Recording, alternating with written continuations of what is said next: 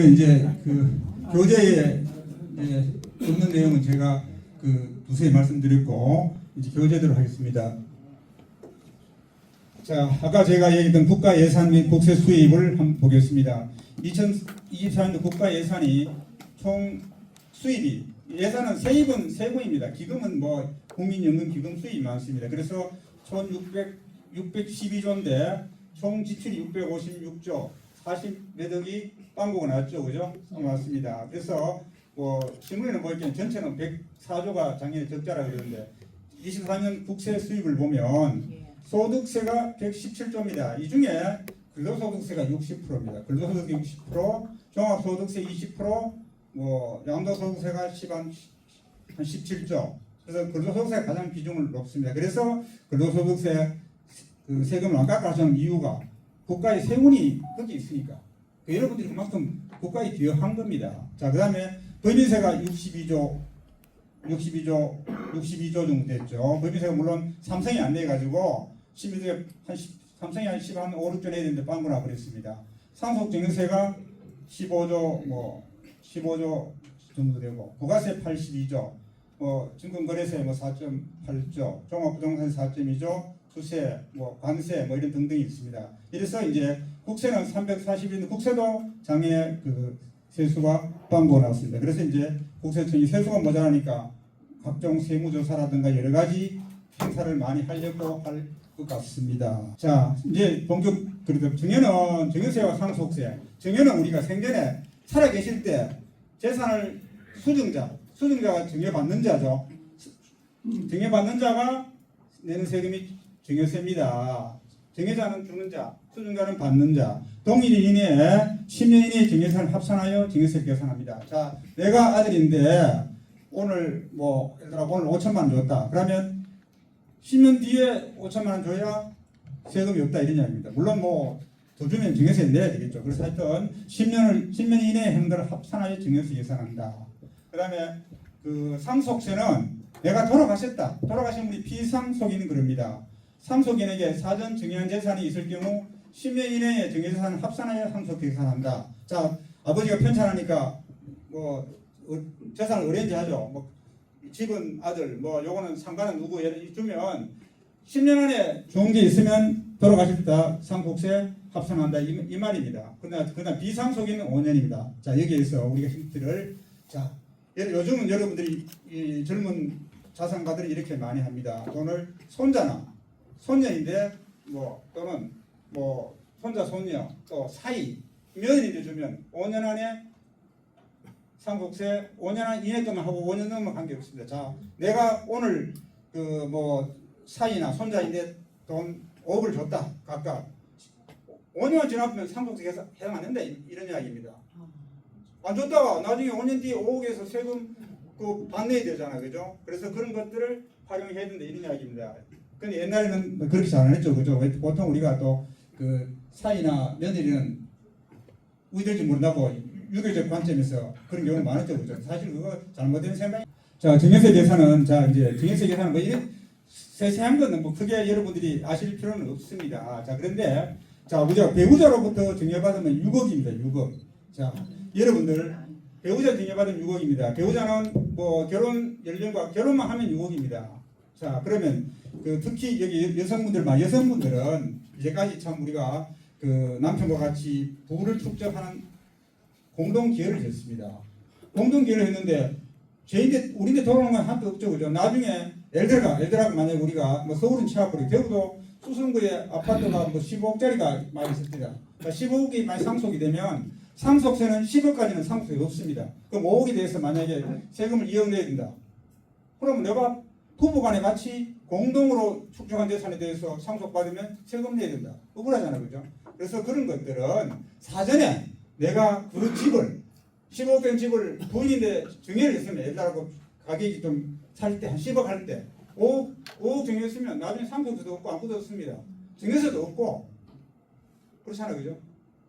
그런 거를 안 했다가 나중에 하다 보니까 이렇게 또 세금 내는 불합리한 결과가 나온다. 그래서 집에 가서 남편분인데 집 반 해결하세요. 증여세 없습니다. 취득세만 내면 됩니다. 취득세만. 그죠?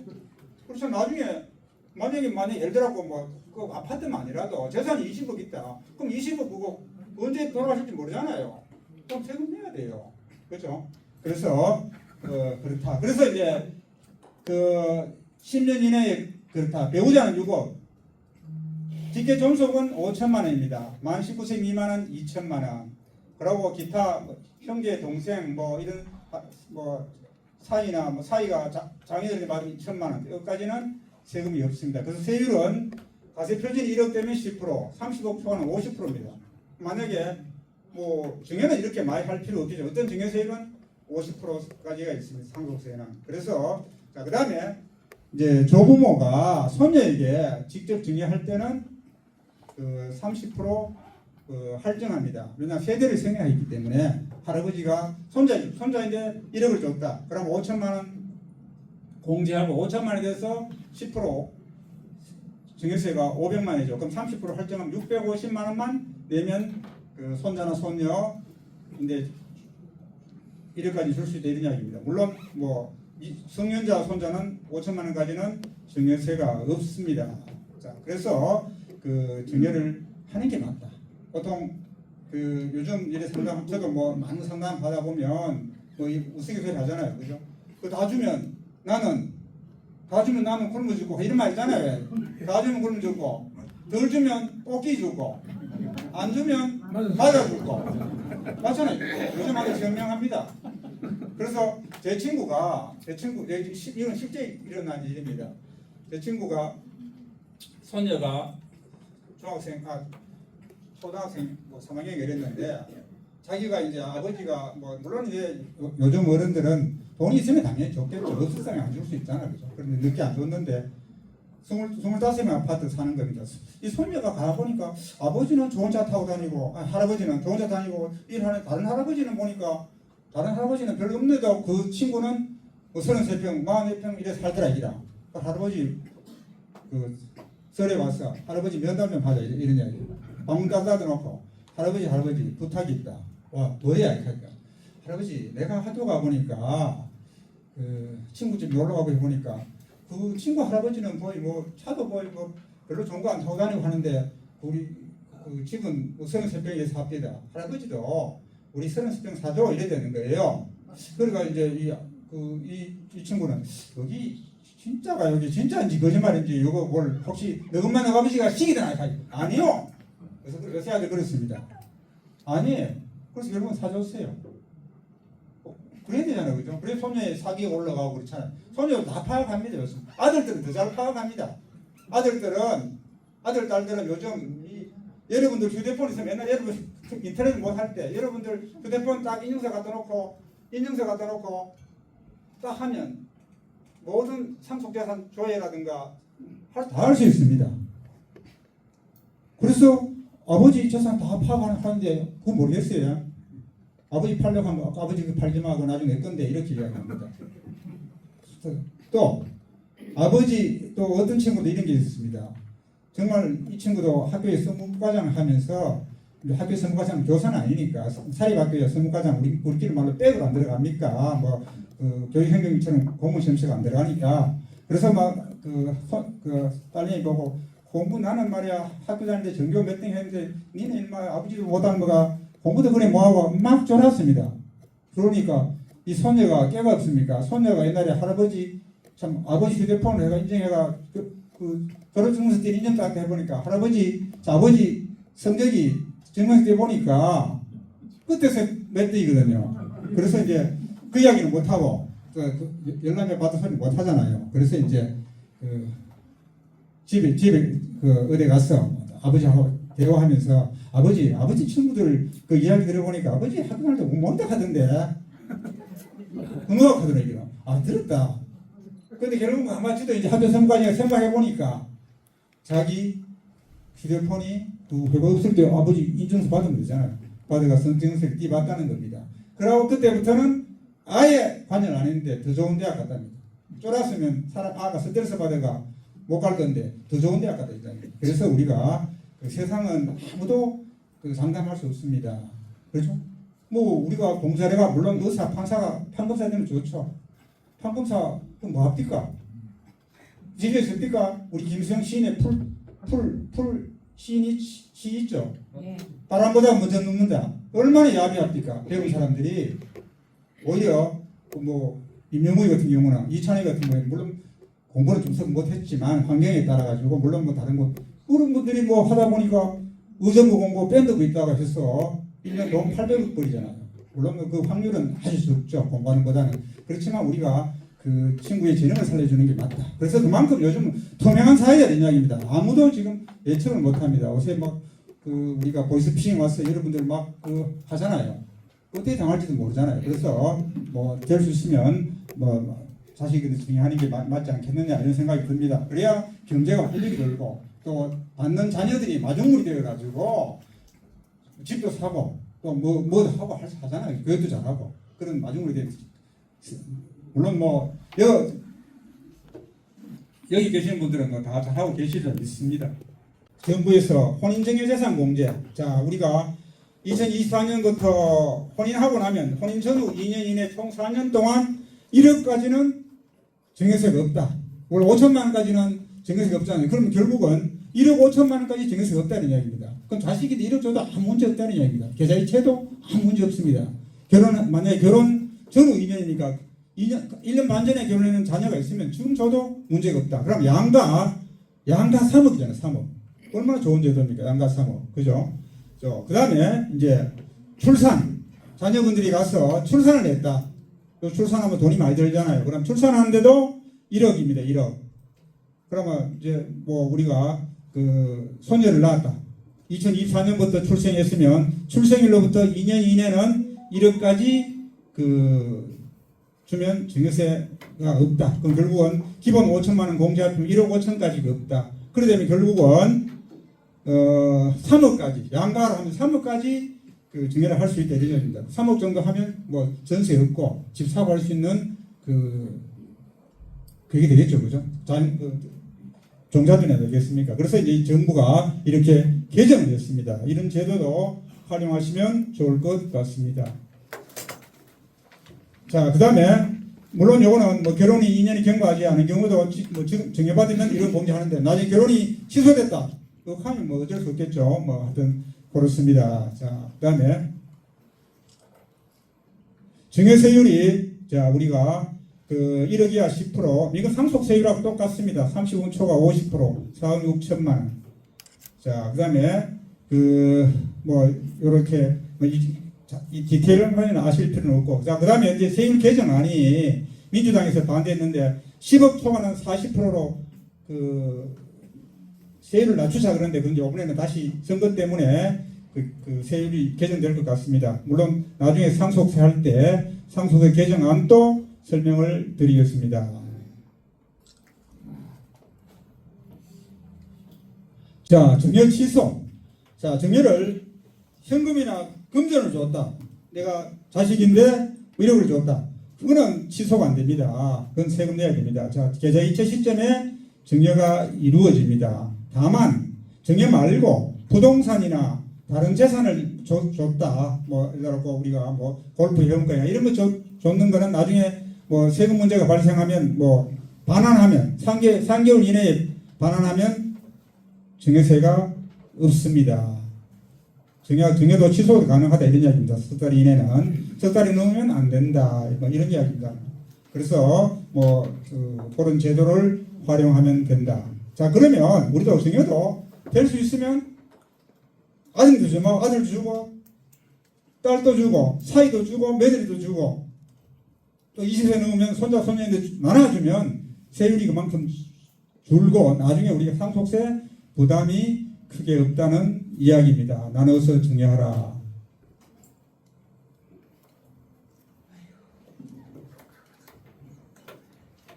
자, 그 다음에 상속 증여재산 평가라는 말이 나옵니다. 자, 아까 증여재산 공제는 배우자는 6억, 뭐 직계 존속 5천만 요건 이야기했습니다. 자, 평가에서 나오는데 이제 요건 평가는 여러분들이 자세히 몰라도 나중에 그 어떤 일이 있을 때 그때 뭐 세무사나 세무공무원인데 그 물으면 됩니다. 자, 다만 자, 어떤 거 정리할 때, 예를 들어 만약에 그 우리가 시가, 자, 시골에 뭐 경사이다, 칠곡이다, 기준 시가는 공시지가로 그러잖아요.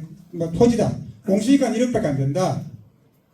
그러면 그걸 정리할 때는 그 만약에 배우자는 정리한다. 예를 들어 갖고, 근데 시가는 거의 한 5억 되더라. 그러면 1억 된 거를 5억에 그 감정받아가 정리하면, 만약에 감정으로 유형하면 됩니까? 하면 정액세 부부간에 정액세 없습니다. 근데 나중에 우리가 그 선대로부터 받은 토지인데 1억인데 지금 팔려고 하니까 5억이더라. 그럼 4억이 돼서 세금 내야 되잖아요. 양도세. 그죠? 또 농사도 안 짓으니까 비사업용 토지가 되고. 그래서 그 24년 이전까지는 5년 안에 줬으면 문제가 없었는데 지금은 10년이 정리하면 10년 이내에 또 팔면은 당초에 양도자가 정액세 매기 때문에 별 효과가 없습니다. 그래서 이제 그렇지만 그래도 지금 좀 젊으신 뭐 자녀분들이 있으면 지금이라도 정리해야 됩니다. 자, 예를 들어 갖고 여러분들이 뭐 100세 산다, 90세 산다 하면 시골에 있는 토지가 팔려고 하니까 뭐 한 5억 하더라. 근데 살 때는 1억이다. 그러니까 그 배우자는 정리하면 정액세 없습니다. 그럼 취득세만 내면 됩니다. 그럼 다음에 내가 팔 때 5억 주고 팔았다. 10년 뒤에 팔았다. 그럼 세금 한 푼도 안 내도 되는 겁니다. 양도세를 절감할 수가 있다. 그래서 그때는 감정을 받아가 평가해야 된다. 그 다음에 정액세 절세 팁을 하겠습니다. 자, 아까 제가 했듯이 여러 사람 나누어가 증여를 받는다. 고일의 누진세를 회피한다. 그리고 동일인에게 증여할 때 10년 단위 장기 계획을 한다. 예를 들어 동일인 만약에 아들이다, 딸이다, 손자다, 사이다. 손자 사이는 5년이죠, 그죠? 아들, 딸은 10년. 한 번 주고 5년 뒤에 또 주고 이런 식으로 죽으면 증여세가 괜찮다 이런 이야기입니다. 물론 당연히 기대 수익률이 높은 자산을 증여하는 게 맞다. 땅가격이 오를 거라든가 이런 나중에 개발 계획이 있는 것들은 일찍 줘야 그 자녀들이 어떤 활용할 수가 있다. 나중에 내가 돌아가실 때 그게 뭐 개발이 돼가 100억이 됐다. 50억 세금 내야 되는데, 그죠? 그럼 아무리 국가가 동업이 국가에 기부를 하더라도 그거는 표현 가치가 없지 않습니까? 그죠? 그래서 기대 수익 높은 자산을 정리하고, 그 다음에 아까 방금 이야기했듯이 시세가 세법상 평가에 높게 평가된 자산을 정리하라. 그렇게 결국은 시골 토지 같은 것들은 시세가 공시가가 많이 낮지 않습니까? 그런 것들을 정리를 하라. 이런 이야기입니다. 나중에 그 다음에 배우자 공제를 활용해라. 자, 배우자 공제는 6억까지는 세금이 없기 때문에 충분히 활용할 수가 있다.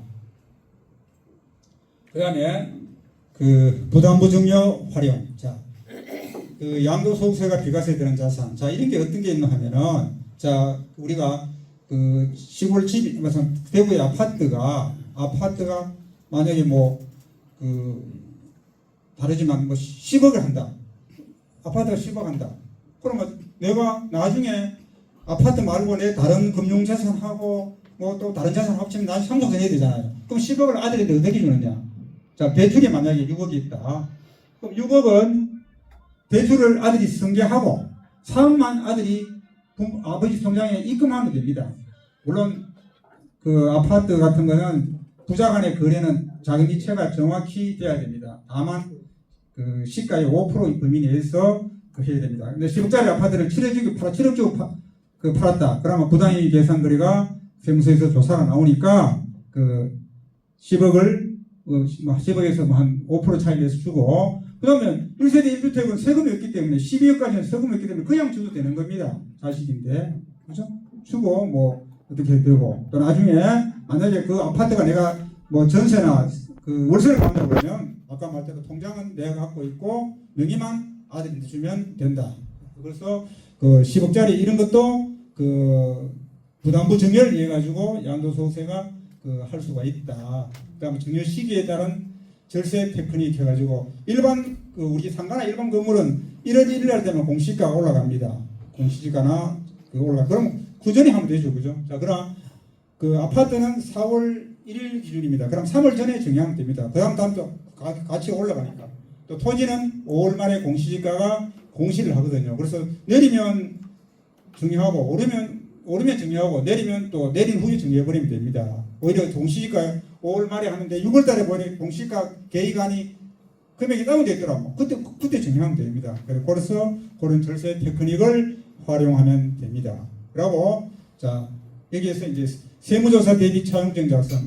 여러분들이 많이 이 상담마다 많은 질문을 자식인데 돈 1억인인데 조사 나오지 않습니다. 물론 누가 뭐 제보를 했다든가 이렇게 하면 뭐 랜덤을 하지만 될 수는 없는 2차에 됩니다. 되는데 다만 2차 하더라도 내가 정리하기 싫다. 그럼 아들인데 아들이 만약에 서울에서 전세를 얻는다. 뭐 대구에서 집을 산다 그러면 아버지 한 2억 빌려주세요. 그러면 2억 빌려주고 차용증 쓰면 됩니다. 2차하고 차용증 쓰고 차용증은 뭐 은행 이자를 받든지 우리 세법상은 4.6% 되어 있습니다. 그럼 2억을 빌려주면 1년에 920만 원입니다. 그럼 원금하고 이자하고 뭐 이래 받든지 아니면 이자만 받든지. 자, 국세청에서 또 그거는 또 좋은 거 있습니다. 2억 그러니까 그 4.6%가 1년에 이자가 1,000만 원밖에 안 된다. 그러면 아들이 딸이 1,000만 안 주더라도 증여세를 못 매깁니다.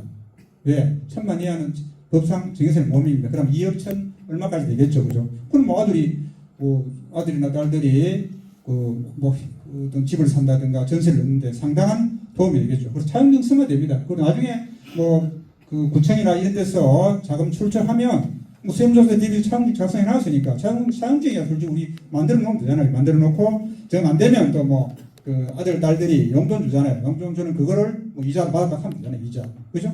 그렇게 하면 2억도 충분히 줄 수 있다. 그러면 버텨주라. 걱정하지 마라. 그거 가지고 조사 나오지는 않는다.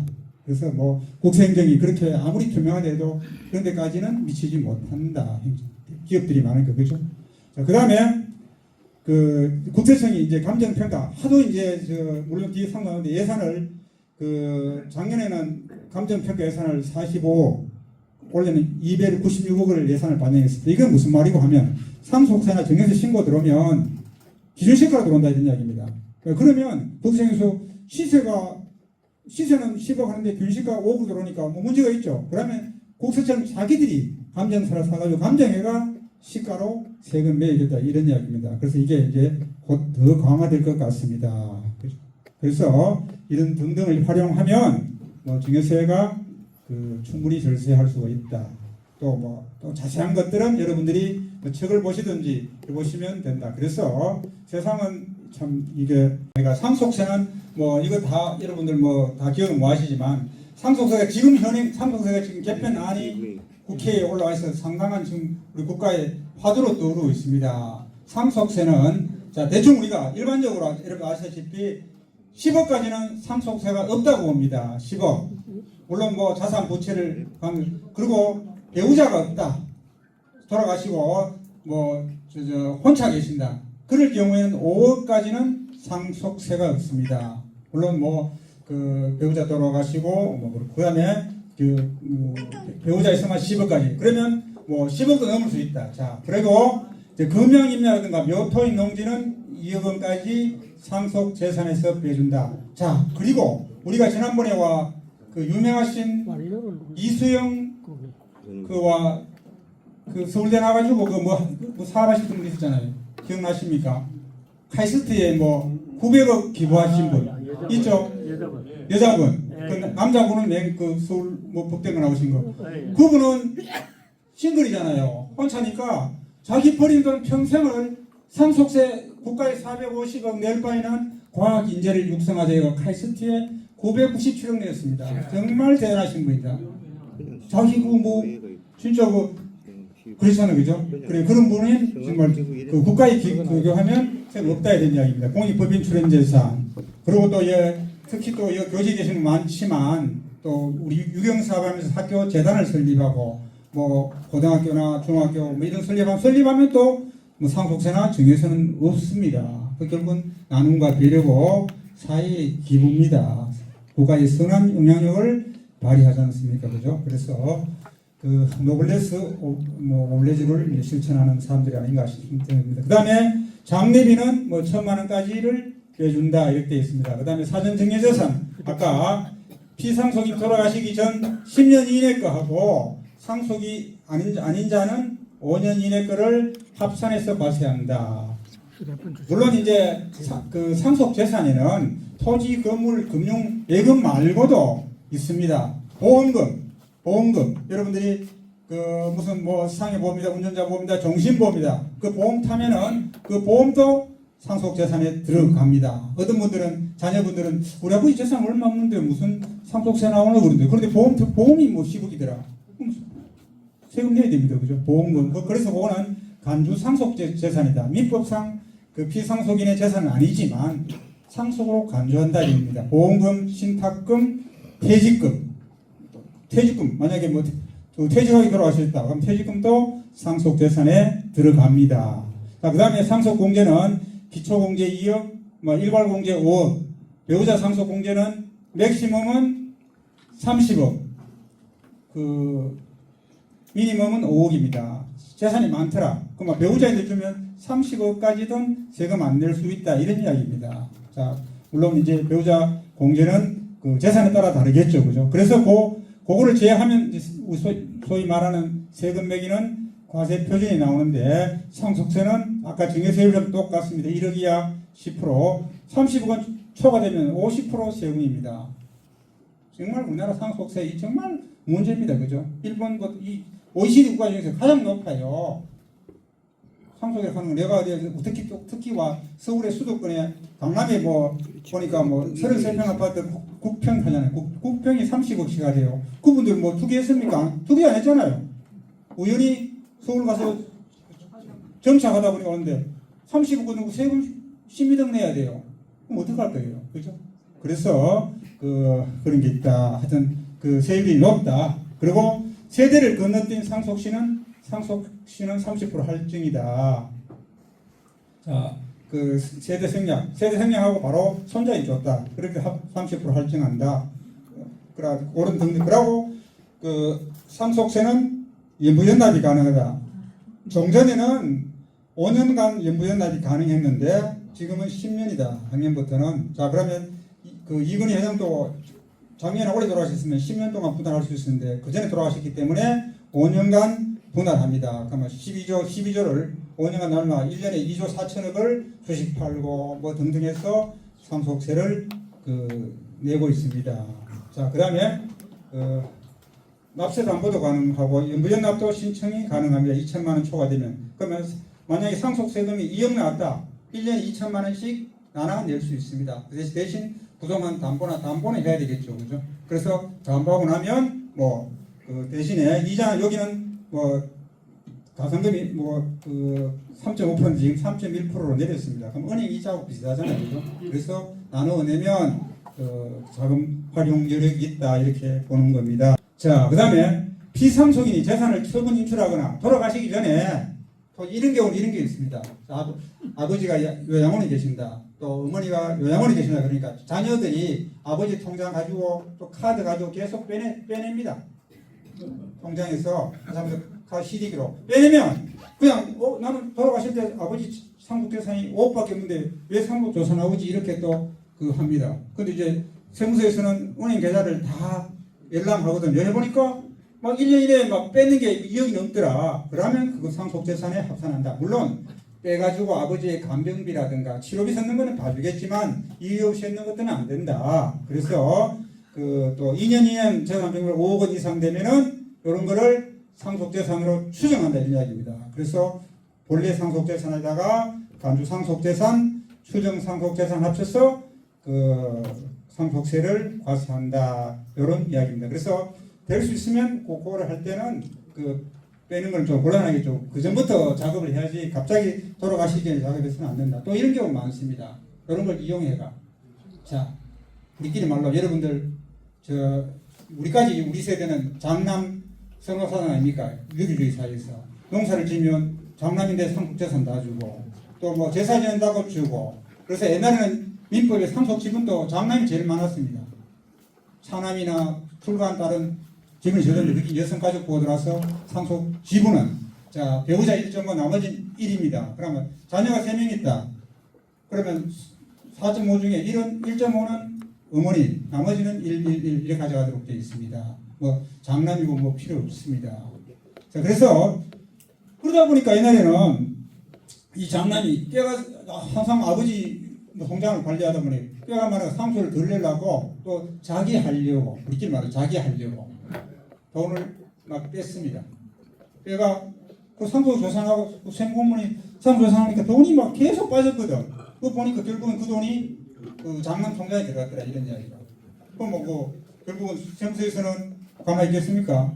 상부가 추징하죠. 그래서 이제 그런 사례가 있었는데 그 옛날에 사실 우리가 여기 계시는 분도 마찬가지겠지만 또 우리 여러분의 그 특히 여성 동기동창들은 정말 어려운 시대에 희생의 사물이었잖아요. 공부 정말 잘했는데도 오빠 동생 때문에 다 상가밖에 진학 못했잖아요. 요즘 같으면 그 재능을 뭐 할지도 모르는데 그런데 오빠가 상속한다고 야금야금 빼갔습니다. 그러고 이제 상속 계속 할 때 이제 세무사인데 와가 하니까 부동산이 있거든요. 그 여동생이 도장 찍어주겠습니까? 상속에서 해기분할 택도 없습니다. 오빠 니 한 거 뭐 있노? 오빠도 남동생 니 한 거 뭐 있노? 너거는 좀 서울가 대학 나가가 처음 아버지 엄마 아플 때 오기나 왔나? 돈 밑에 보내놓고 내가 좋아하는 거는 다 했는데 니가 돈 다 빼면 뭐하노? 택도 없습니다. 그렇잖아요. 그죠? 그때 그 정말로 오빠 동생 때문에 학교도 못 가고 정말 희생했잖아요. 그래서 뭐 그 우리 옛날에 소위 말하는 방직 공장에 가서 공수위도 하고 정말 어려운 환경을 보냈잖아요. 그런 것 때문에 상속세 하다 보면 다 나옵니다. 그래서 요새 그 상속세 우리가 저도 많은 상속세를 해봅니다 하면 상속세 물론 자산이 어느 사람이 괜찮습니다. 부자가 뭐 부자는 뭐라 합니까? 만석은 만가지 걱정, 천석 천가지만 가난한 사람은 걱정 안 하셔도 됩니다. 뭐 부도 날 일 있나, 망할 일 있나, 그죠? 그래서 상속세 걱정 안 해도 됩니다. 그런데 제가 이제 쭉 해보면 저도 뭐 생각보다 대부분 많이 하는데 그 상속세 10건 상담을 하면 8건은 전부 사고가 나납니다. 자, 그러면 상속세는 그 기초공제 2억, 자녀공제 1인당 5천만, 이거 뭐 크게 볼 것 없어요. 일괄공제 5억이고 배우자 공제 30억. 또 대신 금융재산이 있다. 예금이라든가 주식 이런 그 금융재산은 2억까지 공제해 줍니다. 자, 금융재산이 10억 있었다. 그럼 2억까지는 상속재산이 빼줍니다. 금융재산은 빼줍니다. 물론 뭐 2억은 이하는 뭐 다 빼주겠죠, 그죠? 뭐 하여튼 뭐 다 그 예를 들어 1억 끝만 2천만 원 뭐 이런 식으로 빼준다. 2천만 이하는 다 1억밖에 없다. 20% 2천만 이하는 다 빼준다 이런 이야기입니다. 그래서 아까 아까 같은 경우 장남이 돈을 4, 5억 뺐는데 빼버렸으니까 금융상속공제 못 받습니다. 그럼 빼버리잖아요. 사전 증여재산이 됐기 때문에 못 빼고 그걸 얼마나 우익한 겁니까, 그죠? 돈이 있으면 1억이라도 하면 뭐 2천만 원 공제까지 해주는데 그 공제를 못 받습니다. 그리고 상속은 자 우리가 이것도 결정을 잘 하셔야 됩니다. 그 보통 이제 우리가 그 대부분 사람들은 뭐 자기 살던 집은 장남이나 장녀 주려고 그러잖아요. 보통 일반적으로. 그런데 장남이나 장녀가 집이 있다. 이주 때는 취득세 내야 되고 더 머리 아픕니다. 그죠? 받으면 종부세 내야 되고 전세 과중되고 이럴 때는 만약에 자녀가 뭐 두세 명 있었는데 자녀가 무주택 자녀가 있었다. 그럼 무주택 자녀인데 주면은 그 무주택 자녀는 취득세도 안 냅니다. 상속재산은. 그 대신에 이제 만약에 그 자녀가 아버지하고 부모님 같이 모시고 있었다 하면 6억까지는 그 주택에서 쓴 그 상속세 그 공제를 해줍니다. 상당하죠, 그죠? 그래서 그건 모르고 무조건 뭐 자기 그 장남이 내가 하겠다, 장녀가 내가 하겠다 하는 그거는 안 된다. 자, 그러면 그 증여일이 속한 달의 말일부터 그 3개월 이내 신고 납부하고 신고하면 3% 세액 공제가 가능하다. 수증자, 증여받은 사람의 주소지 관할 세무서. 그 다음에 상속세는 상속일이 속한 달의 말일부터 6개월 이내 신고 납부가 가능합니다. 이것도 마찬가지로 신고기간 내 상속신고하면 3% 세액 공제가 가능하고 신고 안 하면 납부할 세금 20% 가산세. 또 납부를 안 하면 뭐 일별로 그 하루하루 안 내는 그 납부지연 가산세가 발생합니다. 근데 이제 이게 그 참 정말 그 양극화가 그건 지금 양극화되다 보니까 상대를 적으로 보고 뭐 서울에 뭐 가스로 뭐 아파트 불 지르고 이런 겁니다. 정말 이거 지금 안 고치면 우리나라 지금 미래가 암담하다 봅니다. 저는 실무 현장에 있으니까 하긴 그렇습니다. 이거 안 고치면 다음에 어떤 지도자가 이 양극화 안 고치면 힘들지 않겠느냐. 그래서 저도 이제 아파트에 주민들을 많이 나 수성구 살다 보니까 젊은 친구들을 많이 납니다. 당신들 왜 수성구 요구한다고? 그럼 저는 뭐 이제 일찍부터 살았으니까. 자, 다른 분이 살고 있으니까 스스로 사람이 열등감이 느껴진다 이런 이야기입니다. 왜냐? 수성 산다 하면 뭔가 좀 사람 좀 우쭐하고 있지 않습니까? 그래서 왜 우리 세대는 그때 평준화도 안 되고 그래서 고등학교가 명문고가 있었고 그랬지만 지금은 여러분들이 가장 그걸 타파해야 될 세대 아니냐 그러니까 제가 이제 이래서 물론 애들 공자래가 뭐 서구에서 뭐 동구에서 뭐 이래 수성구로 오는 경우도 있고 하지만 왜 오냐고 대충 물어보니까 전부 다 비록 우리 아들은 공부 못하지만 바로 그 이야기입니다. 공부 못하지만 우리 아들을 수성구 전학해가 하면 동기 유발도 되고 경신고등학교는 소위 말하는 경신, 대륜, 뭐 덕원, 뭐 이런 자리 경북고 이런 등등 이렇게 하면 자 그다음에 상속증여 납부 방법은 2천만 원 이하는 일시 분납회가 낼 수 있고 2천만 원 초과되면은 뭐 분납하고 초과되면은 무연납도 가능하다 이런 이야기입니다. 자 그다음에 이제 상속세는 지금 요즘은 상속세는 보통 일반적으로 부자세금이라고 그러잖아요. 부자세금 아닙니다. 옛날에는 2000년도 이런 때는 상속세 신고하는 인원도 별로 없었습니다. 2019년도도 상속 신고한 사람이 전국에 9,555명, 세액은 2.2조 8천억이죠. 8천억. 돌아가신 분은 30만 명 중에 뭐 몇 프로 안 돼요? 3%도 안 되잖아요. 자, 2023년도는 상속세 신고 인원이 18,280명, 세액이 12조였습니다.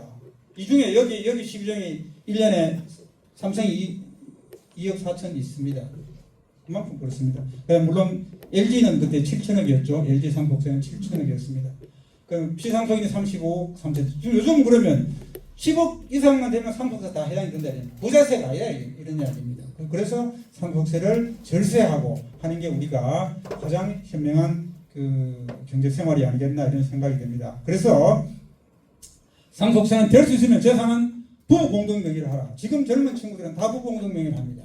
물론 옛날 은행 그 문제였죠. 자 이게 또 은행 계시는 분 좀 서운하시겠지만 출신들은 왜 그 부부 공동명의 하면 대출해 주는데 쏙 소득 있는 사람 이자 못 낼까봐 배우자 뭐 세대주의만 하다 보니까 대출 전부 다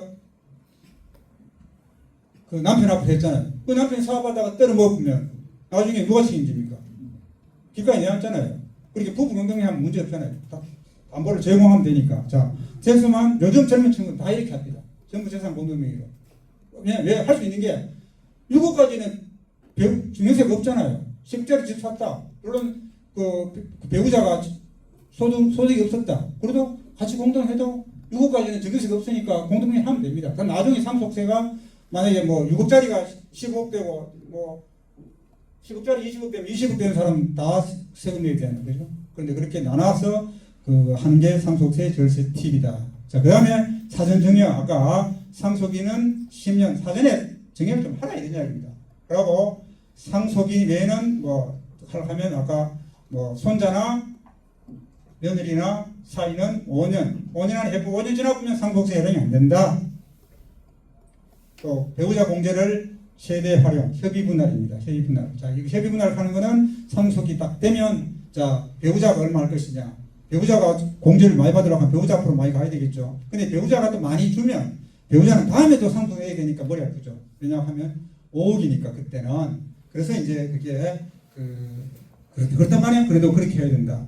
그 다음에 종신보험 활용. 자, 이게 이제 우리가 보험회사에서 이제 결국은 이게 이제 했죠. 자, 아주 보험회사 마케팅을 많이 하는데, 자, 나중에 돌아가 내 아들 존대 상속세가 한 3, 4억 나오겠다. 이렇게 되면 나중에 못 내면 안 되니까, 자, 종신보험을, 자, 계약자 자녀, 피보험자는 내가 대상이 돌아가실 부모가 피보험자가 되고 수익자는 자녀가 되는 겁니다. 종신보험을 한 달에 뭐 20만 원씩 너가 아버지가 돌아가실 때 2억을 받는다. 10년에서 20년이면. 그러면 내가 아버지가 돌아가실 때 보험금은 상속재산이라고 그랬습니다. 그러나 아버지가 계약자가 아니었기 때문에 상속재산에 안 들어갑니다. 그러면 자녀가 있고 나중에 아버지 돌아가시면 종신보험 타면 수익자니 타면 그 상속재산 재원으로 활용할 수 있다 이런 이야기입니다. 얼마나 좋은 겁니까? 그렇게 하는 사람이 많습니다. 요즘 괜히 세금 뭐 4, 5억 낼 거 필요 없노. 그러면 결국은 아들인데 5천만 원 줘놓고, 자 이건 이거 그 대신에 이제 계약자는 아들 해놓고 또 아버지가 내면 안 되겠죠. 그건 뭐 당연히 국세청에서 다 확인하죠. 실제 아들이 있는. 뭐 아들이 있는 그 전에 정리했다가 아들이 그 통장에서 계속 보험 불입 입찰하면 나중에 아버지 돌아가시면 그거를 상속세 지원으로 활용하면 된다. 자, 이 상당히 요즘 아주 핫 이슈합니다. 그죠? 자, 그 다음에 병원비. 부모님이 편찮아서 병원비나 간병비, 요새 간병비가 비싸잖아요. 그죠? 간병비 외국인들이 많아서 뭐 하루에 일당도 비싸더라고요. 좀 현금 줘야 되고. 그래서 그런 것들은 될 수 있으면 부모님 계좌에서 지급해라. 부모님 계좌에서 빼가줘라. 간병비 뭐 현금 빼더라도 요거는 뭐 외국인 간병비 A 부탁하고 이제 기록하면 되니까. 그죠? 근데 보통 사람들은, 우리 자식들은 자기가 효를 한다고, 아버지 부모님 효 한다고 자기 카드 씁니다. 카드로 또 쓰고 뭐 이제 등등 하는데, 나중에 상속세 할 때는 병원비 간병비 아들이나 딸들이 했는 거는 상속세에서 공제해주지 않습니다. 그래서 될 수 있으면 병원비 간병비 안 되니까 부모님 계좌에서 지급해라. 그 다음에 상속세 납부. 자, 예를 들어가고 상속세가 지금 우리는 유산세, 유산취득세, 상속세 전체 피상속인 전체 재산에서 상속세를 매깁니다. 근데 개정안에는 받는 금액 따라 매도록 유산취득세라고 도입 중에 있습니다. 그건 뒤에도 설명드리는데, 그러면 상속세도 만약에 해봤는데 상속세가 5억이 나왔더라. 그러면 상속세는 그 지분별로 고지세를 발부합니다. 아들이 5억부터만 뭐 부모가 2억, 아들이 3명이 아들 딸들이 1억 내는데 그 5억은 어머님이나 다 내도 증여세는 매기지 않습니다.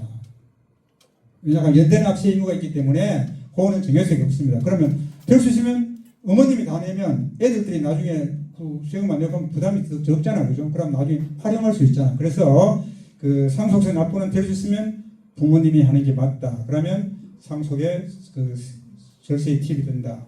아까 그 감정평가 활용, 저평가된 자산. 자, 내가 상속세 신고를 또 하려고 보다 보니까 그 한 7억밖에 안 되더라. 아버지 재산이 전체로. 그런데 금융이익, 부동산 얼마인데, 부동산이 보니까 시골에 토지가 있는데 공시지가가 2억밖에 안 되더라. 그런데 7억 때문에 상속세 신고할 필요도 없습니다. 10억까지는. 그런데 신고 안 하고 있었다가 나중에 아버지 돌아가시고 3년 뒤에 또 팔려고 하니까 그 공시지가 2억인 토지가 5억이었다. 그럼 3억이 돼서 양도세 내야 됩니다. 맞잖아, 그죠? 그럼 결국은 농사를 짓기 때문에 비상용 부동산은 세율도 높거든요. 그래서 3억이 돼서 양도세를 뭐 7, 8천만 내는 이런 그 어리석은 그 룰을 범할 수가 있다 이런 이야기입니다. 그죠? 그래서 될 수 있으면 그 시골의 회사라든가 또 우리 아파트 같은 거는 어떤 그 국토교통부 거래가액에 나오기 때문에 문제가 없는데, 그 개별주택이라든가 단독주택이라든가 상가 이런 것들은 감정평가해가지고 그러면 그때 그거 2억밖에 안 되었으니까 그 감정하면 5억이더라. 5억 했다 하더라도 10억이니까 상속세가 없다 이런 이야기입니다. 그죠? 당연히 없잖아. 그런 걸 활용하면 충분히 우리가 나중에 그러니까 감정평가 받아가 상속세 신고를 하면 그게 취득가액이 되니까 나중에 양도세 절감 효과가 있다 이런 이야기입니다.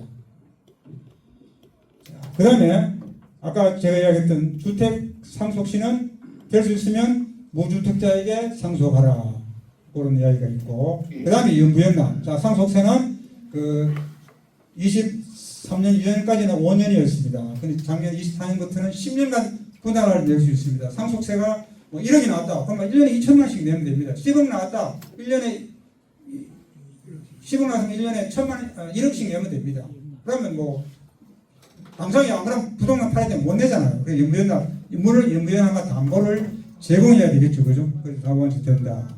그래서 연부연납 하면 되고. 자, 그 다음에 이제 상속세 유류분 청구. 자, 그 상속세 이도 가장 중요한 여러분 아셔야 되는 게, 내가 상속세 신고를 한다 하니까 부모님 재산이 자산보다 부채가 더 많더라. 빚이 더 많더라.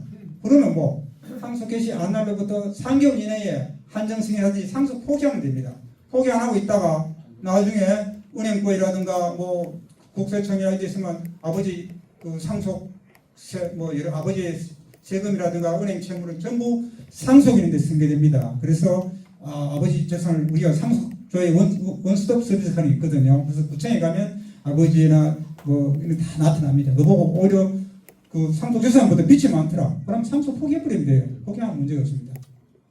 또 아까 이야기했던 종신보험 같은 거는 포기해도 상속 그 재산은 상속인의 고유 재산이기 때문에 그거는 그 은행이나 보험회사에서 압류하지 않습니다.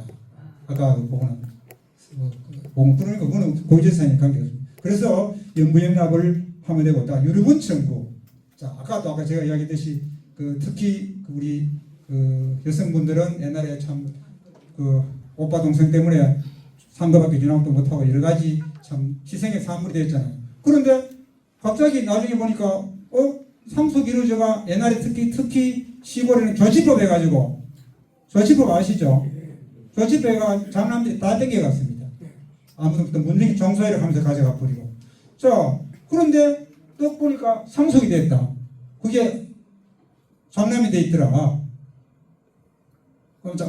아버지 됐어요. 그런데 그걸 알고 나니까 안날로부터 유류분 청구를 할 수 있습니다. 자, 상속 지분은 배우자 1.5, 아들, 딸, 자녀 1인데 내가 비록 그 등기는 다 해갔지만 내가 유류분 청구를 하면 내가 지분 받을 게 만약에 우리가 재산이 45억이다. 그러면 그 배우자가 15, 아들이 10억이잖아. 근데 10억을 받았는데 못 받았다. 유류분 청구를 안날로부터 10년 이내 하면 내 지분의 5억까지는 받을 수가 있다. 소생 무조건 줍니다. 그래서 돌아가시가 만약에 안 한다고 하면 10년 이내 유류분 청구하면 됩니다. 유류분 청구. 당연히 권리잖아요. 그죠? 그래서 이것도 요새 분쟁이 많이 일어나고 있습니다. 저도 이렇게 해보면 괴롭습니다. 그럼 당연히 돌려줘야 되죠. 그죠? 수두룩 돼 있잖아요. 유류분 청구. 그래서 옛날에는 이제 보통 우리가 협의 분할 할 때 그 동생 보고 인감하고 도장 갖고 낙해가 아버지 어머니 돌아가신 때 참 많이 슬프고 한데 그냥 띄주잖아. 그죠? 띄주면 생각이 띄주는데 보니까 나중에 상속 등기가 다 장남이나 장녀이 돌아갔더라. 그러면 그거 알고 나면 10년 이내에 유류분 청구하면 된다.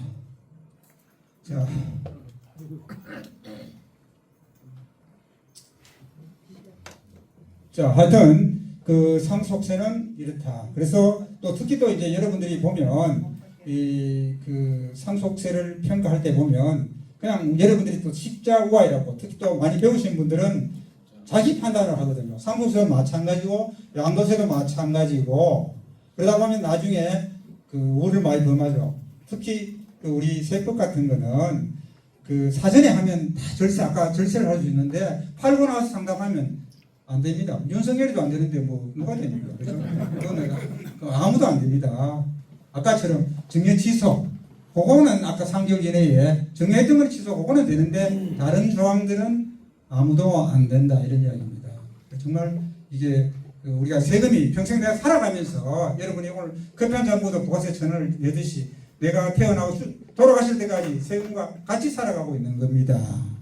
자, 그래서 이제 상속세는 요 정도까지 하고 양도세를 좀 하겠습니다. 자, 특히 교지 계셔서 나오신 분들 다가구 주택. 자, 내가 노후에 임금도 받고 노후에 용돈을 해야 될고 원룸을 많이 샀습니다. 요즘 원룸 많이 안 짓더라. 원룸을 지으면 원룸을 샀다. 원룸 세를 한 달에 300만 400만 받잖아요. 또 원룸은 다가구 주택이라고 건축법상 1세대 1주택입니다. 다세대가 아닙니다. 그러면 전체를 주택으로 보는 겁니다. 그래서 또 이런 이야기 합니다. 그 선생님들은 내 집 하나밖에 팔았는데 무슨 양도세가 미덕씩 나오노? 상담을 옵니다. 팔았는데 그 말 팔기 전에 했으면 우리가 해결을 하는데 자, 이게 이제 이 건축법도 참 이게 변호사님 맞습니다. 자, 다가구 주택은 원룸은 1세대 1주택 맞습니다. 자, 지하 바닥 면적을 제외하고 660평방미터 200평 이하가 되어야 됩니다. 200평 이하. 원룸 202평 하면 그거 안 됩니다. 지하 면적 제외하고. 자, 조건이 660평방미터 이하. 그 다음에 3층 이하. 원룸은 1층 주차장이고 지하 빼고 3층 이하가 되어야 됩니다. 3층 이하. 근데 대부분 원룸 한 90%는 옥탑방을 만듭니다. 중개사들이 그걸 만들어내고 건축사들을 만들어가 옥탑방에 세를 받습니다. 자, 그러면 옥탑방 세를 받았으면 세를 받았잖아요, 그죠? 그럼 팔 때 상담을 했으면 우리가 옥탑방을 철거해라 하고 할 건데 옥탑방 철거 안 하고 팔았습니다. 양도세가 몇 억 나왔습니다. 그 해결됩니까? 안 되잖아요.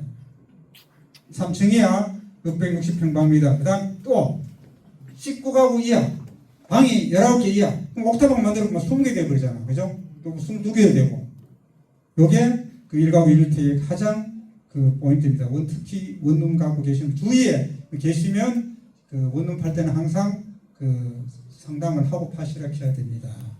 이게 진짜 원통합니다. 나중에 그 세금 내고 시큰하고 그 얼마나 원통합니까? 자기 평생 공직 퇴직해가 원룸 하나 샀는데 세금 내고 뭐 안 되잖아요, 그죠? 그러고 오피스텔 여러분들 또 가장 또 솔깃한 게 여러분들이 보면 부동산 중개사나 이런 데서 요새 주상복합 많이 분양하잖아요. 오피스텔 투자하라고 많이 저희들도 문자는 많이 옵니다. 오피스텔 투자는 절대 하지 마십시오. 뭐 특별한 내가 뭐 어떤 사유가 없으면. 자, 오피스텔 그 보통 분양 회사에서는 오피스텔은 주택이 아니다 그럽니다. 그런데 주택이 아니지만 물론 주택 아닌데 취득세는 4.6% 냅니다. 자, 주택이 아니다. 물론 오피스텔이 그 사업용으로 분양하면 주택이 아니죠. 그런데 이제 오피스텔에 화장실이나 주택이 있으면 그 오피스텔은 주택을 봅니다. 구청에서는 오피스텔을 보지만 국세청 세법은 주택으로 봅니다. 그럼 내가 아까 원룸이 있었는데 난 오피스텔은 생각도 못했다. 자, 그 다가구 주택은 내가 660평방미터 했고 19세대 이하 했고 3층 이하 있는데 오피스텔은 내가 집이 아니라고 생각했는데 오피스텔이 집이다 걸리는. 왜냐? 오피스텔도 주거로 임대했거든. 세입자가 주방시설 있고 화장실 있으니까 주택 사용했대. 그럼 결국은 주택이잖아. 2주택대가 또 세금 왕창 폭탄 맞습니다. 그래서 오피스텔은 별로 안 좋다. 또 오피스텔은 분양받아도 그 수익 상승도 상당히 적고요. 그죠? 맞죠? 그래서 또 이제 오피스텔은 또 뭐 단점이고 하면 오피스텔을 내가지고 오피스텔은 무조건 사조등을 내야 됩니다. 세입자가 들어오면 사조등을 내야 됩니다. 사조등을 내면 오피스텔은 의료보험료가 딱 나옵니다. 의료보험료. 소득이 0원 이상 됐으면 의료보험료 나오거든요. 의료보험료. 주택은 만약 임대하면 소득 금액이 500만 원, 사조등이 없으면 500만 원 돼도 그 의료보험 안 나오는데 그 오피스텔은 의료보험료 나와버립니다. 그럼 뭐 부양가족도 중재도 안 되고 아무것도 피부양자도 안 되고 그래서 오피스텔 투자는 별로 좋지 않다. 그리고 또 그다음에 이제 1세 1주택 농지 같은 거 우리가 이제 시골에 있는 농지 이런 것들도 부모님이 농사를 8년 이상 지었으면 그런 것들은 사업용으로도 봐줍니다. 사업용으로. 그래서 특히 뭐 시골 농지 이런 거 매매할 때는 항상 그 상담을 하고 매매하는 게 맞다 이런 생각이 듭니다. 그래서 또 요즘 양도소득세가 또 여러 가지 또 변화가 많죠, 그죠? 뭐 저도 세무사라도 다 모릅니다. 수시로 바뀌니까 뭐 조정지역, 뭐가 또 서울 뭐 감이 못 잡습니다. 그래서 항상 우리가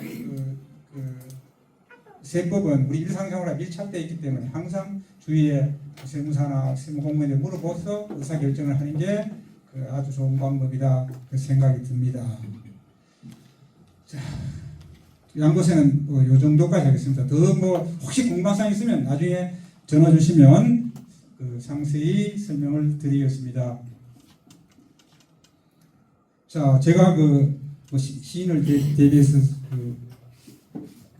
단풍세금에 시집을 냈습니다. 그래서 세금 관련된 국세청에서 내가 단풍세금만 시집냈는데 세금 시집은 대한민국 제가 최초입니다. 하여튼 뭐 그렇고 하여튼 한 부분을 세금 관련된 한번 보겠습니다. 새송 세금 내는 소나무죠. 새송 소나무가 세금을 내고 있다. 600년 푸른 절개 예천 땅에서 성령 장학금도 주고 있다. 양심 저울 취해서 흔들리던 새심 눈 녹듯 사라진다. 자, 예천 감천면에 서송령 가보신 분 계십니까? 예. 이 참 대단하잖아요. 여기서 우리 뭐 시인이나 모든 게 배울 점이 소나무도 세금 내는데 사람이 세금 안 내려고 하면 안 되잖아요, 그죠? 그렇잖아요. 그런데 이게 그 이야기를 들어보니까 그 소나무가 강물에서 내려왔는데 이거를 뭐 주민이 심었다 그럽니다. 심었는데 그 1930년대 이수목이라는 사람이 이거 그 영감을 받아가 그 자기 땅을 그분이 뭐 자식이 없었는지 그건 모르지만 땅 2,000평을 소나무인데 등기를 해주고 그 세금을 냅니다. 그리고 소나무가 압수 의무자죠. 재산세 냅니다. 물론 재산세는 소장료 받아가 내겠죠. 뭐 관리 뭐 하나 동네 그 동민회관에서. 근데 그때도 이제 박정희 대통령이 500만을 시사해가지고 그 돈하고 합쳐가지고 그 세금도 내고 예천에 그 장학금도 주고 있습니다. 그래서 하여튼 저도 이 세무공무원 뭐 세무사 세무공무원 생활을 한 50년 되지만 여기 보면 항상 마음을 많이 보고 많이 느낍니다. 정말 이게 소나무도 세금 내는데 우리 개인이 말입니다. 이게 참 우리가 사람이 그죠? 세금을 탈취하려고 하는 사람들 많잖아요. 그리고 또 특히 또 옛날에 고위공직자들 뭐 장차관 청문회 하면서 세금 때문에 낙마하시는 분도 많이 안 받지 않습니까? 지금은 이제 사람들이 많이 투명해졌고 부동산 실거래가 등이 이루어져 가지고 그런 문제는 이제 별로 없습니다. 그래서 그만큼 그 세금이 투명해졌다 이런 이야기입니다. 여기까지 하시고 질문 받겠습니다.